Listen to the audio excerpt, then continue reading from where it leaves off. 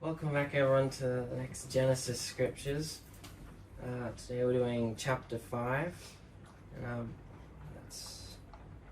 before we start, does anyone want to remind them what happened in the last chapter? Do you You remember? want to have a go, keep up thought, have a go, Robert? Something about serving.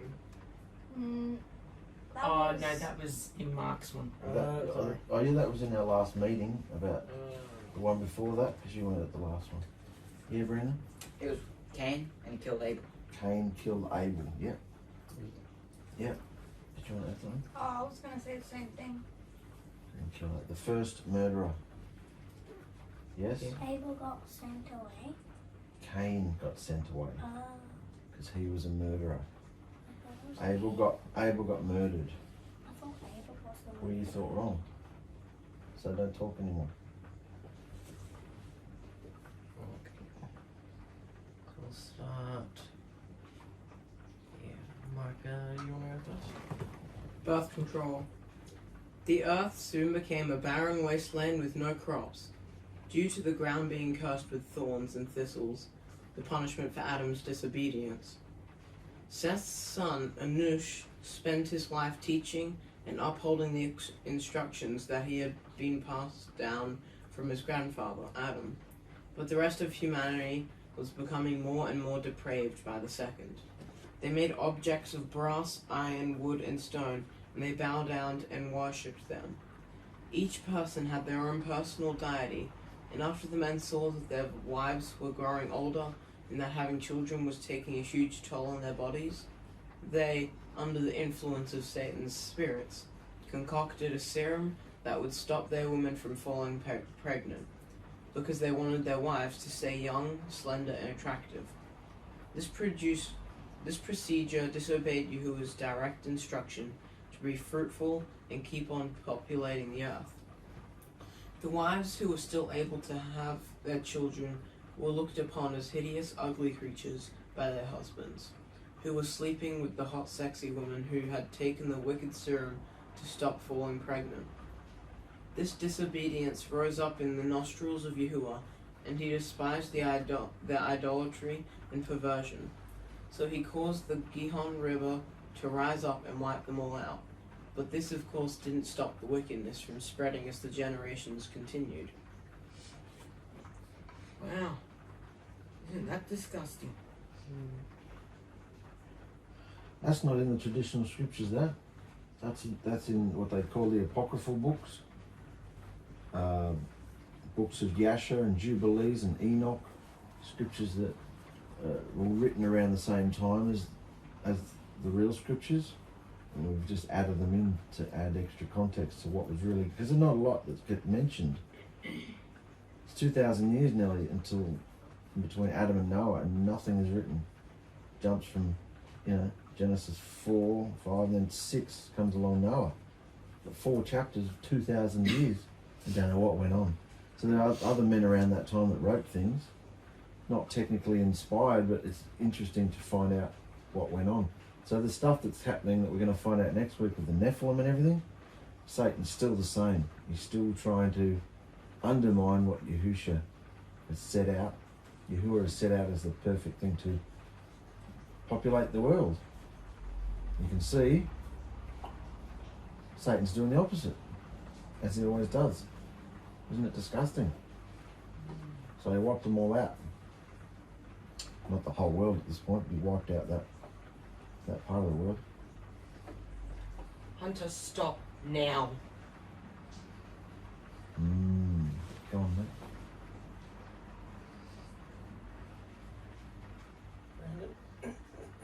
The death of Cain. 5 generations passed down the wicked line of Cain and Lamech. Cain's great-great-great-grandson was old and almost blind. He and his son, Tubal-Cain, were out in the fields one day, and his son was leading him. Cain, Adam's son, approached them from a distance, and the men thought it was a wild game, and didn't recognize him from so far away. Tubal-Cain helped his father load an arrow onto his bow, and Lamech fired it straight at Cain, killing him.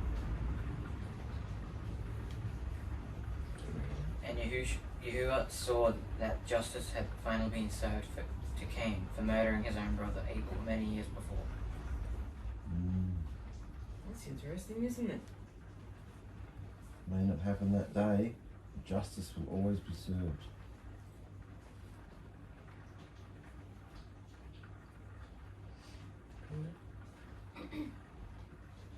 When Lamech and his son Tubal Cain went to see what they had shot with the arrow and saw that it was Cain, Lamech cried out and wept, screaming at his son, "This is no animal, you stupid fool! Why didn't you tell me it was a man?" And in his shock horror, he slammed both his hands together around Tubal Cain's head, killing him instantly. After hearing about this, both Lamech's wives hated him, separated themselves from his home, and wanted to kill him.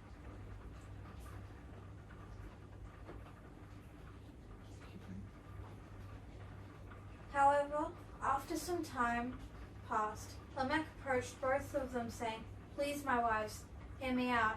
You accuse me of murdering our grandfather Cain and our son Tubal Cain in cold blood without cause, but I'm an old, white-haired man and can hardly see. So I'm so very sorry for what happened, but it truly was an accident. I never meant to kill them. If our grandfather Cain is avenged sevenfold, then let 77-fold come onto me for my evil."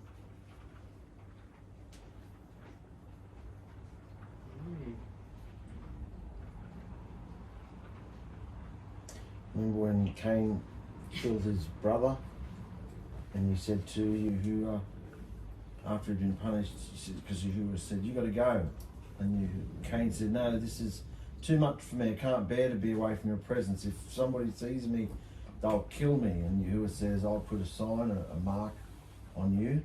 If anybody kills you, let the punishment be on them sevenfold." So he's saying, if sevenfold was on Cain, let 77-fold be on me. So he's feeling pretty crap. Robert?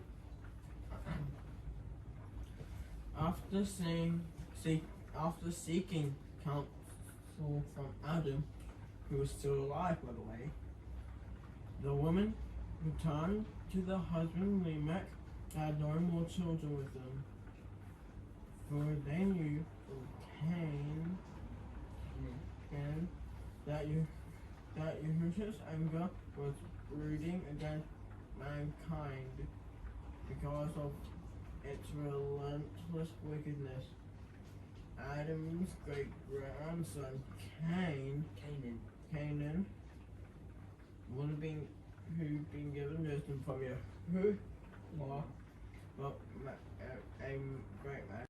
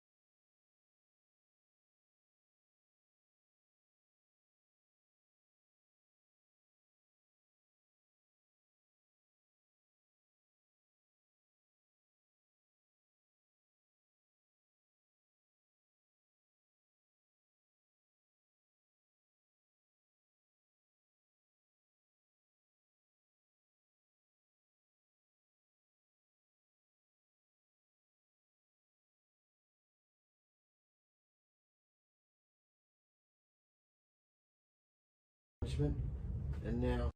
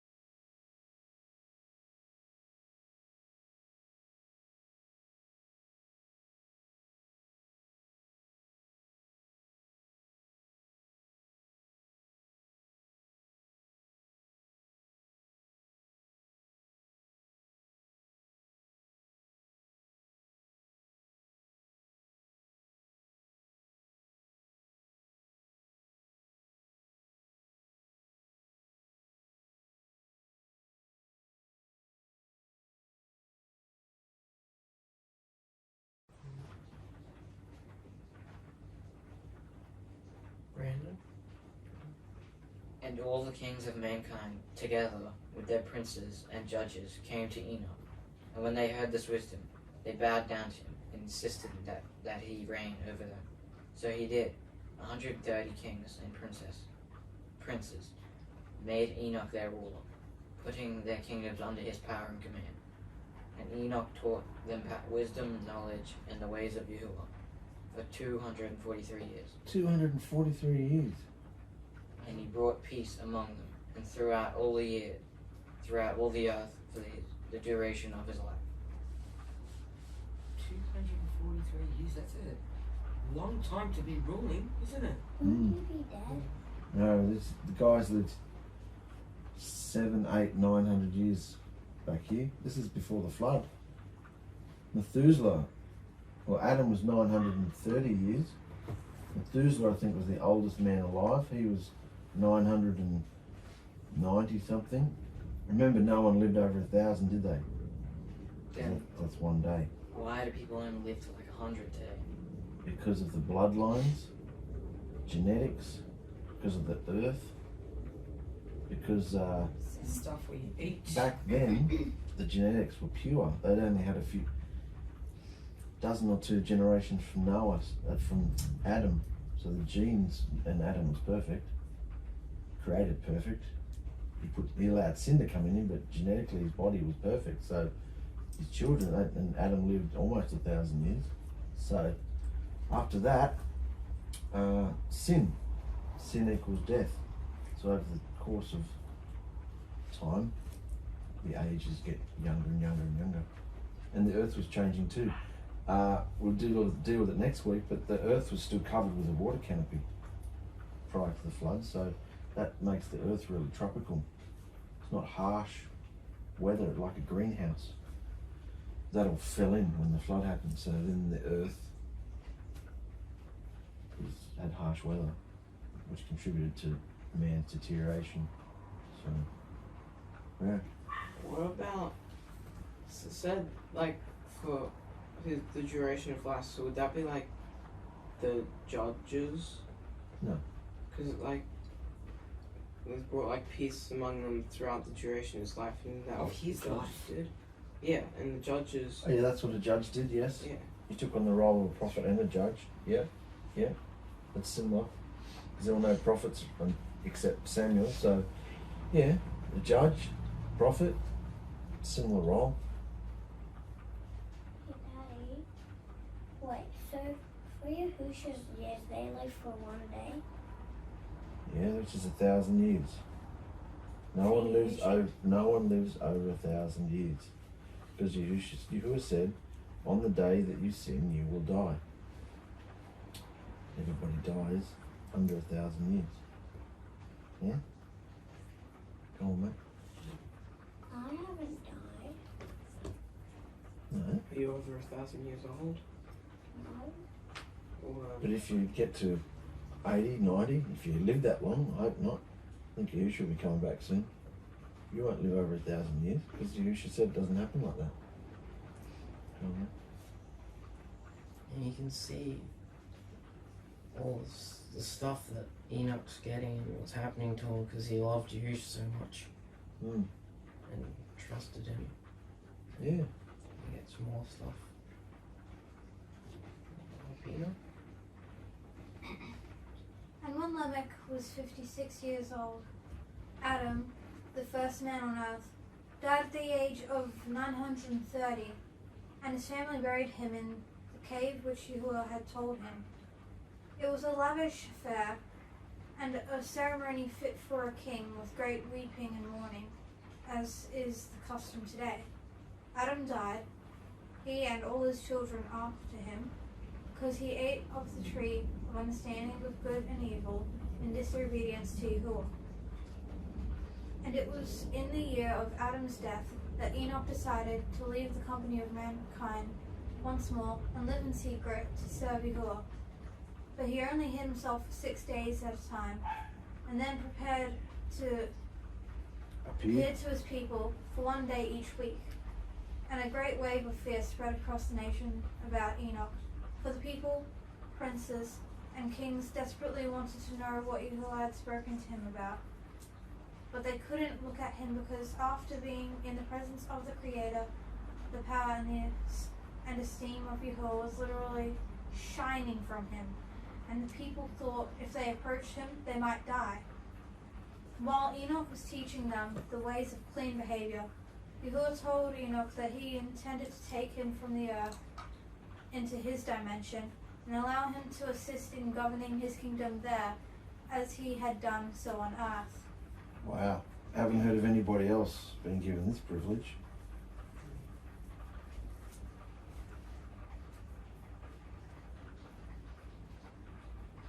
Do you want me to continue? So Enoch assembled all the people one last time, saying, I have been called to ascend into Yahuwah's dimension, and I don't know when I'm leaving, so I'll teach you wisdom and knowledge and give you all Yahuwah's instructions on how to behave on this earth, so you can live peacefully.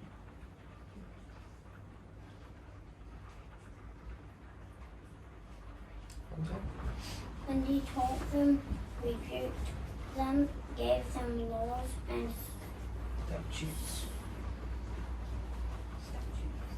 statutes, and while Enoch was still speaking to them, they lifted up their eyes, and the likeness of a great horse descended from the sky and began pacing in the air. So Enoch charged them one last time to be obedient to Yahuwah's divine instructions and to continue living in Cleanliness. cleanliness and peace.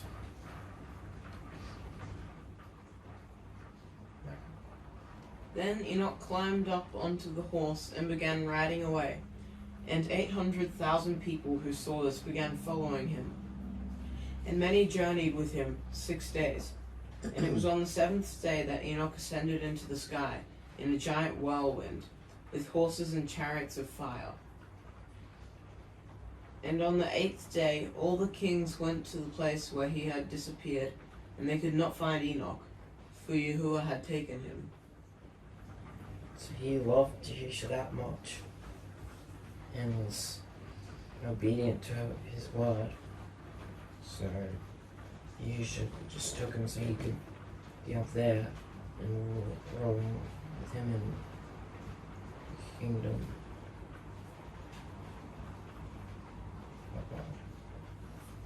Mm. It's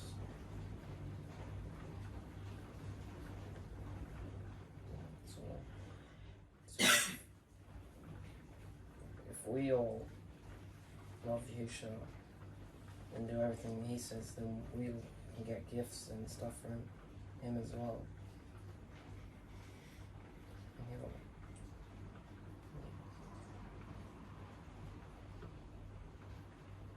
Yep. Yeah, that's pretty interesting, all that stuff that happened within this chapter, isn't it? You know, the men with their women, not wanting them to have babies because they didn't want them to get ugly and their bodies to change. That's not every woman that it happens to, though. So, what were they? judgmental. Yeah. Judgmental of their women. They impregnate their women.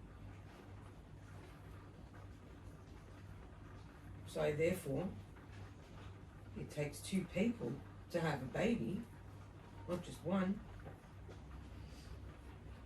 And they're judging their wives. You're not pretty enough anymore. So we won't have relations with you. We'll go and have relations with whores instead. We've taken potions and stuff so that they can't get pregnant. That's pretty disgusting, isn't it? Yeah.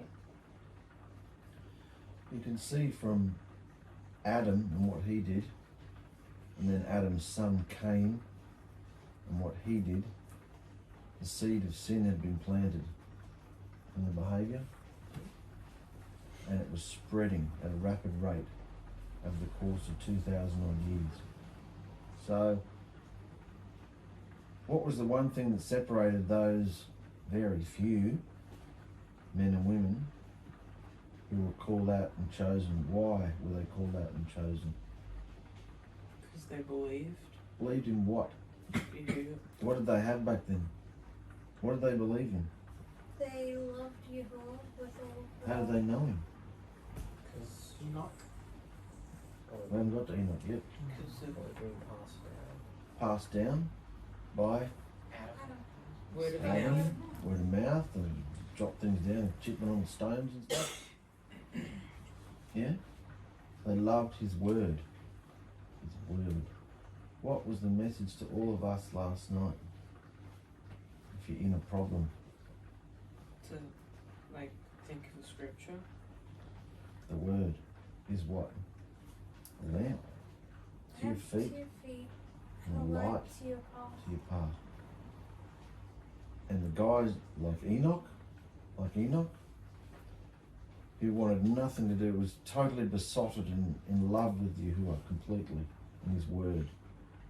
To the point where he just, at one point, didn't know what to do. I just don't want anything to, I'm going to live in a cave. Don't want anything to do with anybody. They're all wicked. Then he got stronger. Yahuwah obviously spoke to him. He got stronger and he was called to go back and lead them, be their king, teach them. And then Yahuwah was so impressed, he said, I'm taking you, I'm having you to myself. No other man, when Elijah went up in the chariot, he's going to be one of the witnesses. Moses never got to go into the promised land, his body was never found, so he could have been taken. We don't know that, that's not fact. But Enoch, we're told, Yahuwah was so impressed because he loved Yahuwah's word. Because they didn't have Yahushua walking around. He hadn't appeared as a man yet. All they had was literally, they probably didn't have much written down either. It was literally what they'd been told from their fathers. Yeah? And Adam would have been pretty, and imagine actually living in the garden and then having it taken from you. He would have been pretty vigilant, telling his sons, you better do it right. You better follow Yahuwah's instructions. Because I know what can be taken off you. He would have spent the rest of his life devastated. He would have known he was forgiven and everything, but he would have known what he'd done. He would have put that into his children. So that's why Yahuwah's words went down from generation to generation. He always has a very small group passing on the seed. Till, of course, we get to Enoch. I'm taking you, thanks. How does Yahushua feel about those who love his word? He loves them. He's just, you've got his full attention. In this world, where people are trying to change the word, bastardize the word, strip out anything Hebrew, strip out anything that's got to do with his name, put false religions in its place, shut the door to him. If he sees people actually in love with his word, it's their food and their drink and they want more of it. You know? If we all get into the word more, and I don't just mean when your parents or Joe or whoever puts it up on a screen, if we're all into the word, you might have things to express in the prayer sessions. I was talking to Therese about this today. This is what I want to encourage the singers and everybody to do. You can't just come behind a microphone and pretend and say stuff if it's not in you. You've got to fill yourself. Start with the Psalms. David was the most magnificent praiser there ever was. He had Yahuwah's attention. He was a man, that was his label, the man after Yahuwah's own heart.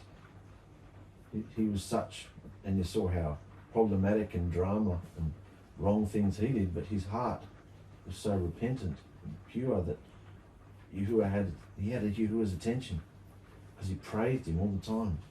Did something wrong, constantly repented and came back, you know? So we should read the Psalms. That's what I'm going to be encouraging all the band and everybody to do. The more you get the Psalms in you, and there's plenty of other songs and psalms and prophecies everywhere else as well. You start getting the scripture into you, then you've got more repertoire to, when Yahusha speaks to you while music's playing or whatever, you can encourage others with it. So there's not just all these awkward silences because no one knows what to say. No one knows what to say because they're not activating, they're not even reading it, let alone activating it. The word. You know? That's what I get out of this. It's been a few years since I've read that. Many people wouldn't agree with that because they think that's not in the real scripture. But I loved it because it showed me how Yahuwah was operating in those 2,000 years from eyewitnesses who'd written stuff. Jasher and Jubilees and Enoch and all those other books. There's a lot of books that were written that aren't put in the 66. Some of them are rubbish, but some of them are actually historically correct. So it's flowing on from last night, what Christopher was saying. The word is all you need. Put Yahusha's word, think of a scripture. Anybody got a scripture that's coming to them while we're going through this? Anything that relates? And you saw what word came to me, lamp to your feet, like I just related it. I'm looking for the thread from meeting to meeting because Yahusha's taking the assembly as a whole from pasture to pasture. Even though we're doing completely different books in the 1 week, his theme still runs through it. Do you want to say something, mate? What happened to Joshua? Joshua, we're not talking about Joshua tonight. We're talking about Enoch. We haven't got to Joshua yet. Yeah? I got one. Yeah? It's about the horses. What about the horses, mate? I think that might have been one of the horses of the apocalypse. No. Probably. No. No. This was a chariot that took him into the dimension. It was a angelic type thing. It was probably white. I don't care what colour it was. So. Anybody want to share anything else they've... Well, scripture that just popped into my head is the woman has control over the man's body and the man has control over the woman. Yeah? Yeah? Relating to that. Yeah.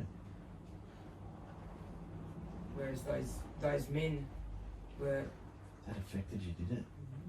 Yeah. it's disgusting. Those bastards. Disgusting, isn't it? You see the seeds of that happening in the next chapter we get to when we're going to go into the Nephilim. That's why I said to you, I was really excited to get to the Nephilim. I'm like, do we need to do this chapter? No, we should do it. And as you can see, there's good stuff in there. Because the Nephilim and the Noah's coming up, and you can see that everything that was happening in this 2,000 year span is why Yahuwah said, I'm done with this. And I've never seen anywhere in scripture where he's just hated his own creation so much that he wants to wipe them out. But it says, as in the days of Noah, will be the end. And we're in the end. So that gives us an idea of how he feels about the world today. That's why in Revelation we're seeing why he's just pounding it with judgments. So, yeah, that was good. We're going against the Yahuwah's pattern of life-giving. Be fruitful and multiply on the earth. Do you guys want to add anything? Anything else you want to share? You know how there's like Matthew and John and all those books, but then there's Genesis and Revelation, so who wrote those ones? Genesis, Exodus, Leviticus, Numbers, and Deuteronomy. They call that the Torah. That's written by Moses. He wrote that while he was up on the mountain close to his death. He wrote all those scrolls. Like, Then you had all the prophets and the writings. And there was a gap of about 400 years. And then Yahusha came along. And then Matthew, Mark, all the disciples, they wrote different things there. And then Paul came along and he wrote a huge chunk of 16 or so books. We haven't come to Paul yet. We're about to come to Paul in a couple of weeks in the book of Acts. And then John, who they tried to kill 3 times and didn't work, boiled him in oil 3 times, didn't work. They chucked him out on an island and he started getting all these visions. And that's the Revelation. I was just And gonna that's say, the end of the scriptures. Yeah. wait, why didn't John die? John was actually Lazarus. Lazarus was the guy who died and was buried for 3 days, and nobody believed it. And Yahusha cried and he brought him back to life. They all had different names because they're in hiding a lot, so they changed their names. So John was Lazarus. Many believe John's still alive. If Yahusha brought, you're only supposed, Scripture says you only die once, and then you've got to wait for the second death, which is whether you get raised up to either eternal or destruction. John died, he was raised up, and they threw him in jail, whipped him, tortured him, dipped him in boiling oil 3 times, still alive. Didn't know what to do with him, threw him on an island, so why would that have killed him?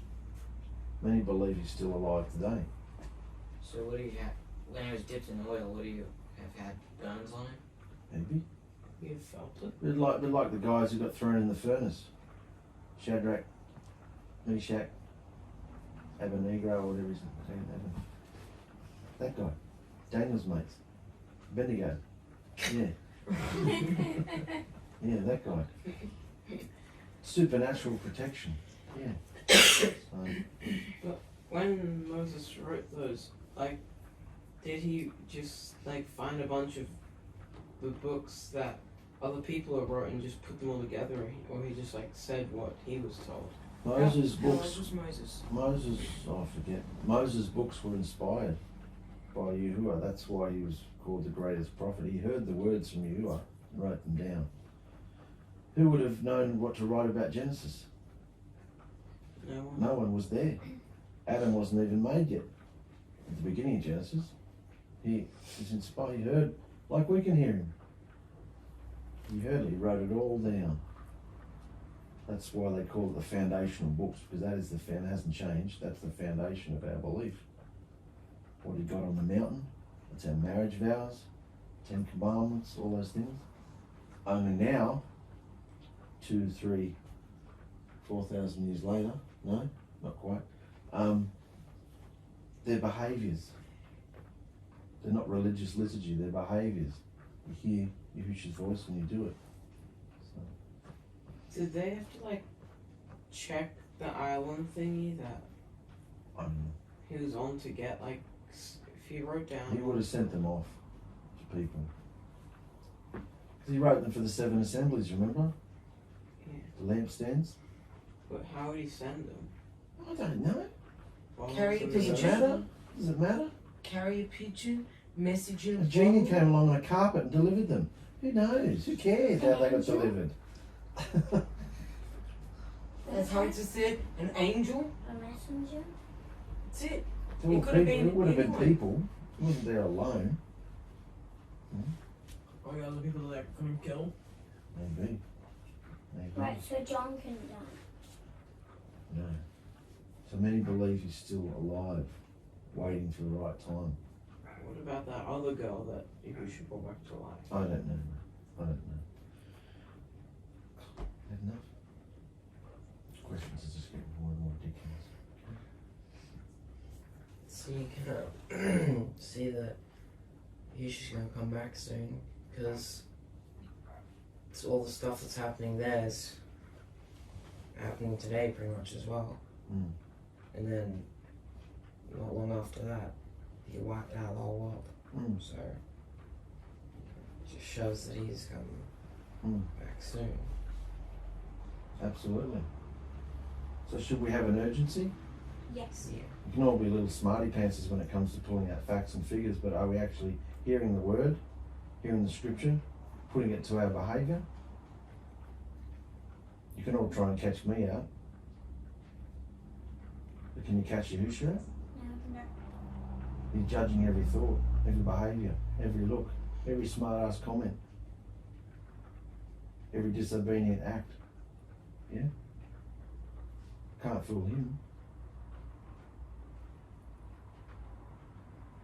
Thank you, brothers and sisters. It's been lovely being with you. Hey. Yeah.